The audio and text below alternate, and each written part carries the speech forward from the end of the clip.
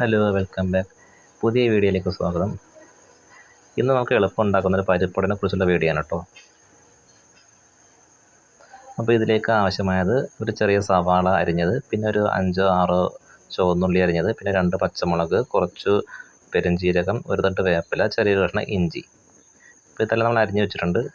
പിന്നെ ഒരു 1/4 കിലോ വടപ്പരിപ്പ് നമ്മൾ കുതിർത്തി വെച്ചിട്ടുണ്ട്. അപ്പോൾ നമ്മൾ കുറേശ്ശെ ജാറിൽ ഇട്ടിട്ട് പിന്നെ അതിലേക്ക് ഒരു 4-5 വെളുത്തുള്ളി അല്ലെങ്കിൽ തൊലിയോട് കൂടി തന്നെ നമ്മൾ ഇട്ടിട്ട് അടിച്ചെടുക്കുക. അങ്ങനെ അടിച്ചെടുത്ത് കഴിഞ്ഞിട്ടുണ്ട്.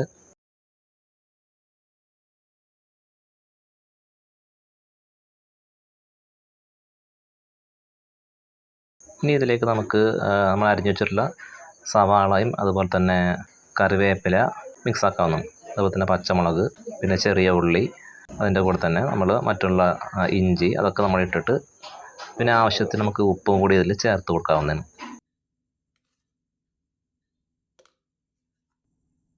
പിന്നെ നമുക്ക് കുറച്ച് കായപ്പൊടിയും കൂടി ചേർത്ത് കൊടുക്കാം. ഒരു ചെറിയൊരു ടീസ്പൂൺ കായപ്പൊടിയും കൂടി ചേർത്ത് കൊടുക്കാം.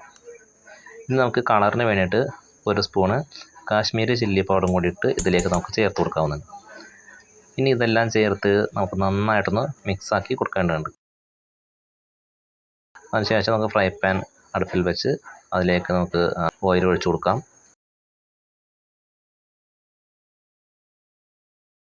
കുറച്ചധികം തന്നെ ഒഴിക്കണം. നമുക്കിത് മുങ്ങി കിടക്കാൻ പാകത്തിന് ഒഴിച്ചു കൊടുക്കണം വട. അങ്ങനെ എണ്ണ ചൂടായി കഴിഞ്ഞാൽ നമുക്ക് അതിലേക്ക് ഓരോന്നായിട്ട് ഈ പരത്തി വെച്ച വട ഇട്ട് കൊടുക്കാവുന്നതാണ്. ഇടയ്ക്ക് ഒന്ന് മറിച്ചിട്ട് കൊടുക്കാം. നമുക്ക് വട ഏകദേശം പാകമായി വരുന്നുണ്ട്. അതിനുശേഷം നമുക്കത് എടുക്കാം.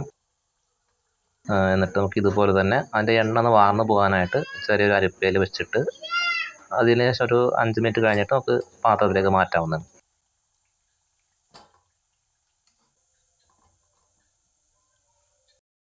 അങ്ങനെ നമ്മുടെ പരിപ്പ് വട, വീട്ടിലുണ്ടാക്കിയ പരിപ്പ് വട ഇവിടെ റെഡി ആയിട്ടുണ്ട്.